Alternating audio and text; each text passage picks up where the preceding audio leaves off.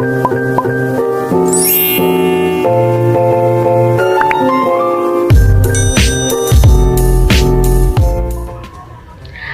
guys, welcome back to my channel. Buat yang baru nonton di channel aku, salam kenal dulu ya, aku Shirley.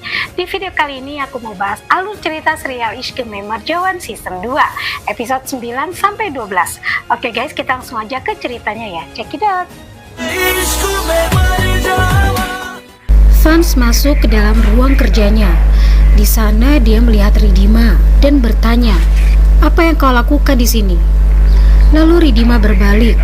Di sini terdapat flashback saat Ridima melihat Fans kembali ke rumah. Lalu dia segera mengambil buku dan pura-pura membacanya.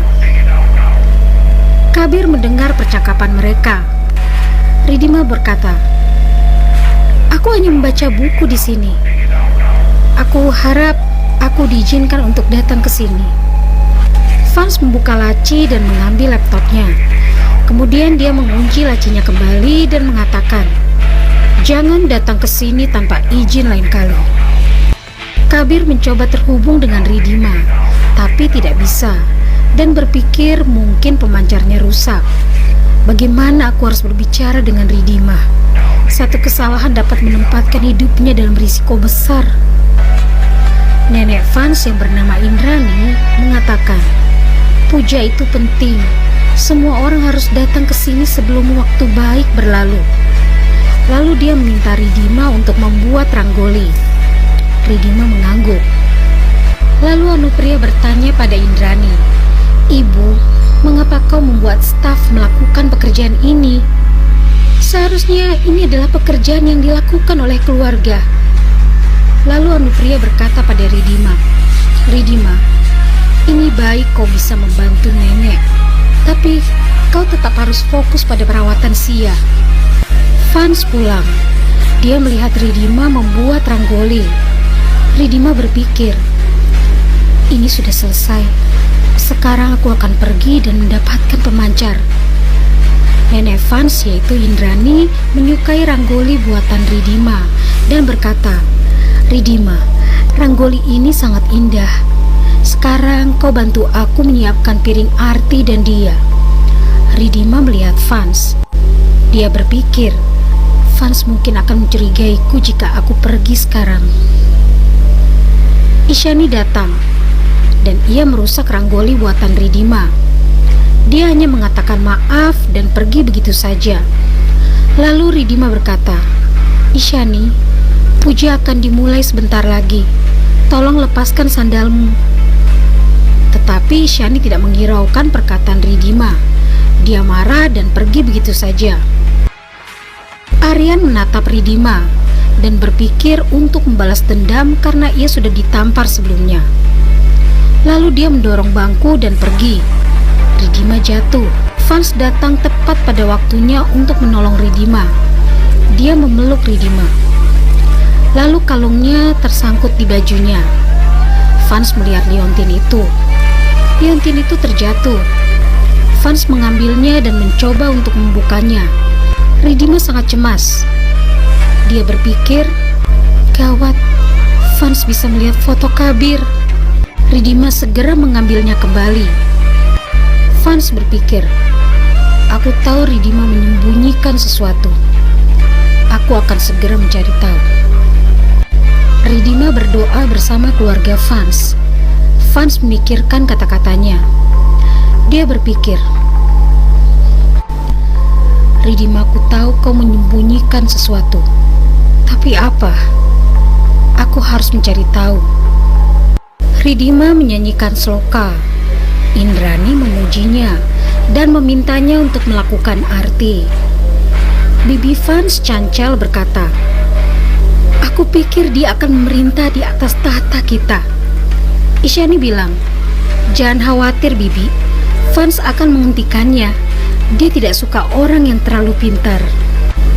Kabir mengatakan, "Apa yang sedang terjadi di sana?" Ridima melakukan arti. Dia berdoa agar Fans tidak mendapatkan pemancarnya. Anggrek melihat sekeliling. Dia mendapatkan pemancarnya. Fans datang ke sana. Ridima lalu memberikan arti pada semua orang. Lalu dia pergi untuk memberikan arti kepada Vance. Tapi Vance mengatakan pada Ridima bahwa dia tidak mempercayai Tuhan maupun dewa. Anggrek membawa pemancar dalam kotak makeup pada Vance dan berkata, "Bos, aku tidak mengerti ini milik siapa." Vance memeriksanya dan berkata, "Menarik, ini sangat menarik." Dia kembali dan berteriak, "Ridima, Prasa telah datang untukmu." Vance memberinya kotak makeup. Ridima menjadi tegang. Vance berkata, "Tangan seseorang terguncang karena takut." Ridima berkata, "Aku tidak mengerti. Apa maksudnya ini?" Isyani bertanya, "Kotak makeup siapa ini?" Vance lalu minta Ridima untuk mengatakannya. Lalu dia bilang, "Bagaimana ini bisa ada di taman?" Ridima berkata, "Aku tidak tahu. Mungkin itu milik orang lain." Vance berkata, "Bohong. Kau pergi ke ruang kerjaku tadi. Ini jatuh di luar jendelaku. Siapa kau? Siapa yang mengirimmu? Apa yang kau inginkan?" Ridima mengatakan, Ini bukan milikku." Indrani bertanya, "Apa perlunya membuat masalah untuk kotak makeup, Vance?" Vance lalu berkata, "Ini bukan alat rias biasa." Lalu dia memperbaiki bagian-bagiannya dan menyalakan pemancar. Aryan berkata, "Ini terlihat seperti pemancar berteknologi tinggi.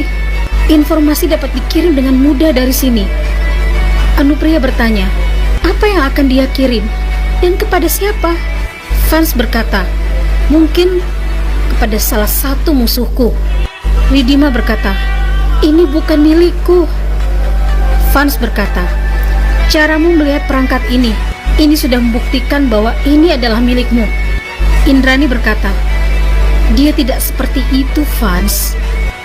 Vance bilang, "Kita akan menghapus kesalahpahaman sekarang. Kita berada di sisi pemancar ini.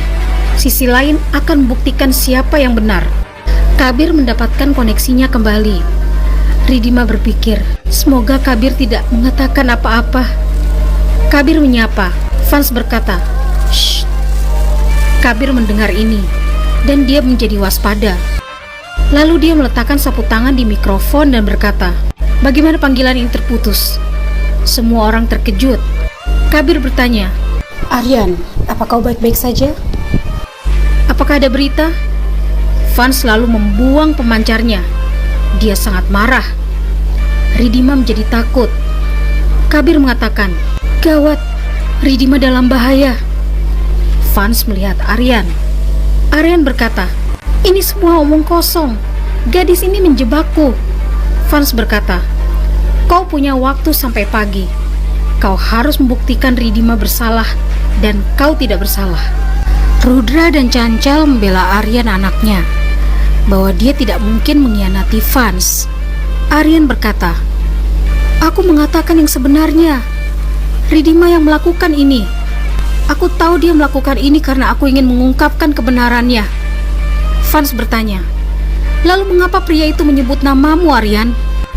Sementara itu Kabir khawatir dan berkata, "Untung saja Ridima sudah dilatih untuk memberikan info dan memutuskan sambungan." Vance sangat mempercayai Anggrek. Jadi tidak mungkin aku menyebutkan nama Anggrek. Satu-satunya yang tidak dia percaya adalah Aryan. Maka aku menyebut nama Aryan. Aryan terus membela diri dan Vance melihat Ridima. Ridima berkata, "Kalian semua mengira aku datang ke rumah ini untuk berapa tujuan? Lalu, mengapa aku menolak tawaran pekerjaan itu sebelumnya?" Vance bilang, "Kau tahu aku akan mencurigaimu jika kau segera menerima tawaran tersebut." Mungkin saja dia mengerti bahwa seseorang sedang mengujinya. Penelpon itu tahu bahwa aku tidak akan mencurigai Anggrek, dan orang yang lemah di sini adalah Aryan. Lalu Indrani membela Ridima. Ridima bertanya, "Bisakah aku pergi sekarang?" Vance menolak karena masalah belum selesai. Kemudian dia meminta Aryan untuk membuktikan Ridima yang bersalah dan dia tidak bersalah sampai pagi. Vance juga memperingatkan Ridima, Lalu Ridima pergi ke kamarnya dan menangis. Dia memikirkan kata-kata Kabir. Lalu Ridima berkata, "Aku akan mengirim kain merah keluar. Kabir akan tahu bahwa aku sedang dalam bahaya." Fans bermain bola basket. Anggrek memintanya untuk menandatangani beberapa surat. Fans meminta pendapat Anggrek. Anggrek berkata, "Kau bisa memulai penyelidikan tentang Ridima." Fans bilang, "Aku sudah memulai penyelidikan. Jika dia mencoba menghubungi seseorang, kita akan tahu siapa orang ketiga itu." Ridima pergi dan mengambil kain merah. Aryan menatapnya lalu bertanya, "Kepada siapa kau mengirim sinyal? Katakan yang sebenarnya." Ridima khawatir. Aryan bertanya, "Untuk siapa kau bekerja?" Ridima memintanya untuk melepaskan tangannya, tetapi Aryan membawa Ridima ke bawah.